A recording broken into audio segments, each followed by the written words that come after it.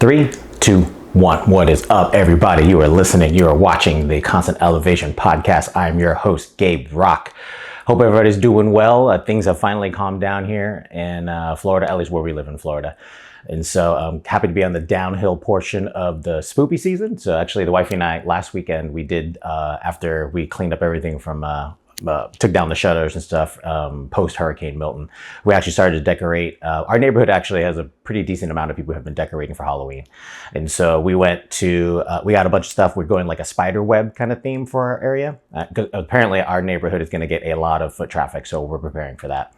We also decided what our costumes are going to be. We're going to do a couple's costume. We're actually going to be, if you're a fan of the show Scrubs, we're actually going to be, wifey's going to be JD and I'm going to be Turk, her little brown bear. That's on brand. And so we were going through a couple iterations. We were in Spirit Halloween trying to figure out what would be a cool costume idea, but we wanted to do something unique. And then it came down to like, oh, we should do something from Scrubs. So then we just went to Goodwill. We went to many Goodwills around here and found some cheap Scrubs. I think our total costume cost for both of them, I think is about maybe like $40 total, to include like some, we got a stethoscope and some ID badge and stuff like that. So looking forward to this spoopy season and getting back to normal. Speaking of getting back to normal, so I realized, you know, if you were listening to the show earlier in the month, or actually the late last month, is when I launched my store, constantelevationsstore.com, our merch store. And I felt like as things were going on, you know, I went back home to go for my grandma's services. We had Hurricane Milton, so I didn't do the proper, I felt awkward talking about it in the midst of all these highly emotional events, but now I'm back. So we returned a little bit back to normal. So again, constantelevationsstore.com is where you can pick up some merch to support the channel. So you got some pretty dope stuff like this. So this is the Constant Elevation logo, the new one that I hand designed. And then I got this Constant Elevation Explicit Leadership. Fun fact, I may or may not have been counseled recently at work because of the spicy language I choose to use. And I may or may not have been counseled that in my career several times. I never use it like direct at someone. I never say, you know, you're a fucking asshole or something like that. I never use, it's usually for more just emphasis on a word, but like, well, this is, instead of saying this is stupid, like this is fucking stupid. And so, but it rubbed somebody a certain way, and then I may or may not have been counseled about that. So it is what it is. I try and, so I'm going to try and use more old-timey language that actually was probably a cuss word back in the day, but it's not a cuss word anymore, or people don't know what it is. So I'm gonna start using those at work. Anyways, see, I'm really bad at this kind of promotion kind of stuff.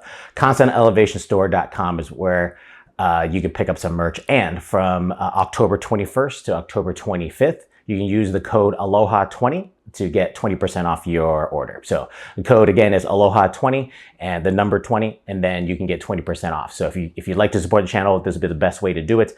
Please buy some merch and rep that Constant Elevation. So a lot of cool stuff that I've dropped that I personally designed on that website. So if you like the stuff, if you like this content here on Constant Elevation, please pick up some merch and support the channel. Okay, getting into this week's content. So this actually, stuff was happening at work, and this is the reason why I usually happens at work and or the gym or something going on in my life, and then it triggers me to create some content. It actually is sort of like a throwback to some advice that I got 2 assignments ago when I was a lieutenant colonel. And so I worked for an Army 06, and you know, frequently we were briefing a 2-star or the 4-star. And so there's a lot of things that we had to make sure were on point. And one of the things that he told me, he worked on a lot of staffs. I think he was an aide or an exec to several GOs. And the advice he told me is like, Gabe, you need to make sure, especially when you're talking to senior leaders, what did he say? ATFQ. I was like, sir, I don't know what that means. He's like, it stands for answer the fucking question. I was like, okay, there we go. And so we were talking about like how just witnessing where people, you know, a lot of times at work when we're talking about certain courses, courses of action, and kind of deciding what we want to do.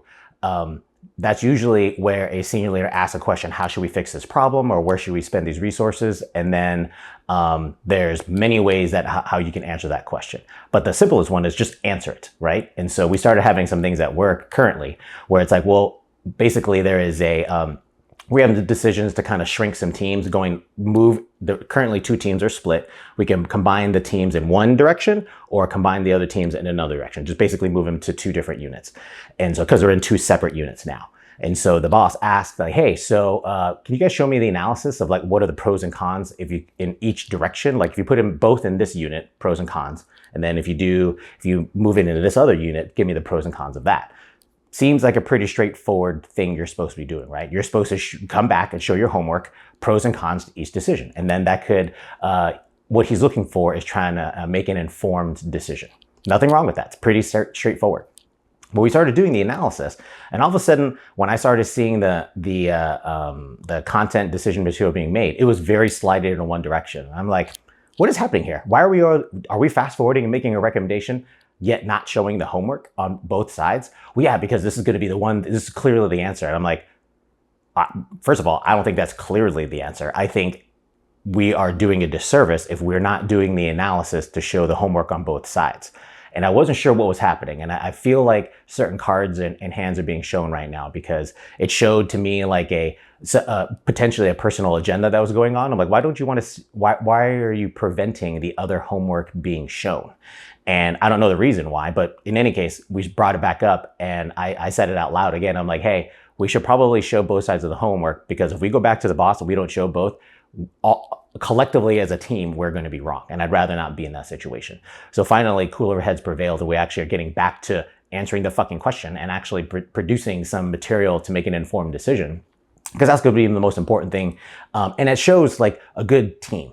If we're coming together and showing a team product, but like the product ends up being slighted in one direction, it looks very awkward. And so, I am working on making sure I always work on objective opinions, especially at the group level and above where I work at. The idea of I'm not trying to do anything for the preservation of our squadron's equities. I'm trying to make the best decision for the wing at large. And so you're going to have to start thinking that.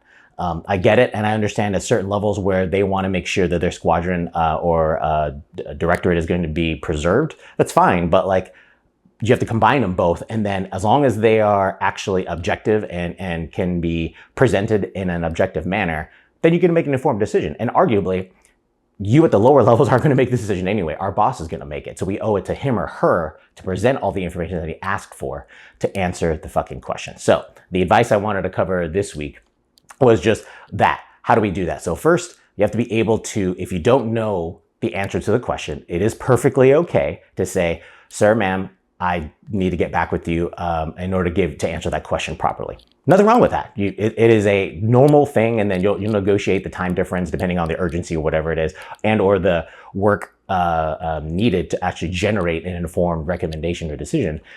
There's going to be the negotiation. Sounds about right. But what that means is you have to be accountable to that. So you have to make sure that you follow up with that leader and answer their question. Okay.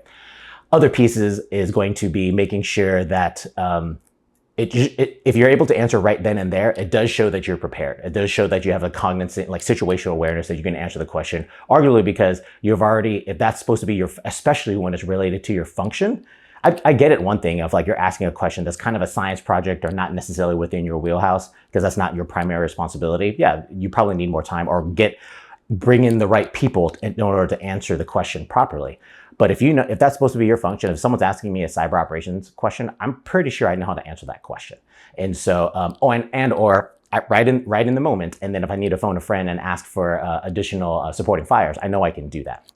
And so that's okay to say you don't know the answer right yet, but you better be damn sure that you are following up with that senior leader and bringing in the right information to make an informed decision.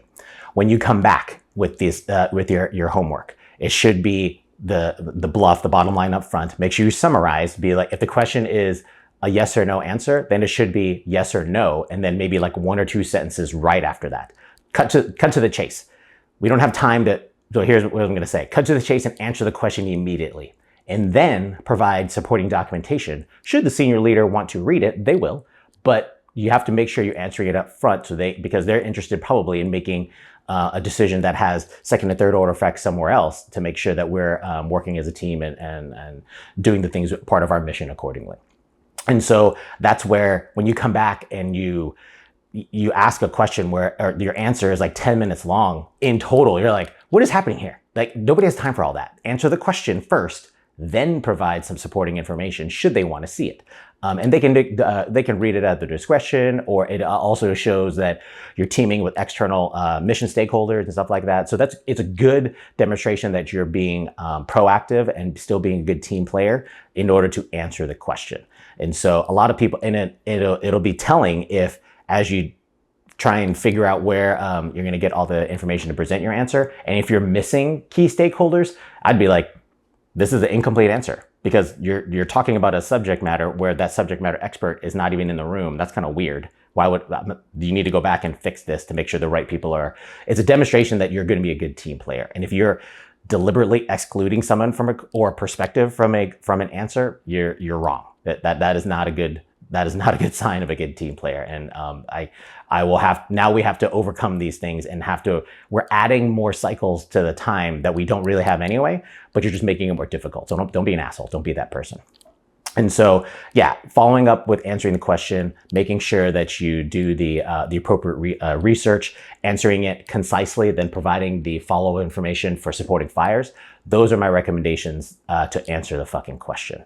And not sorry that there's a lot of spicy language in this episode, but it is what it is. But yeah, that's what I want to cover this week. A lot of stuff going on. Next week, I'm actually going to be my first time going to Gartner IT Symposium in Orlando. So looking pretty dope. Miss Goodwine, the DAF CIO, is going to be there, and some other Air Force teammates. And so this is not a typical AFCEA event. So this is a brand new thing that's going on. It's happening on like Disney World or Walt Disney proper, like the Dolphin and Swan Resort. I've never been there before. So I'm looking forward to that. And then it's always good to kind of get off campus for a little bit. And so I'm bringing my podcast equipment, and I'll record an episode in that hotel room. So, team, but yeah, again, thank you for those who have reached out and made some contributions and bought some merch from constantelevationstore.com. Again, you can get 20% off starting October 21st through the 25th using the code ALOHA20. And I'd be very grateful and appreciative if you support the channel. So take care of yourself, teams, and we'll talk to you next week. Peace.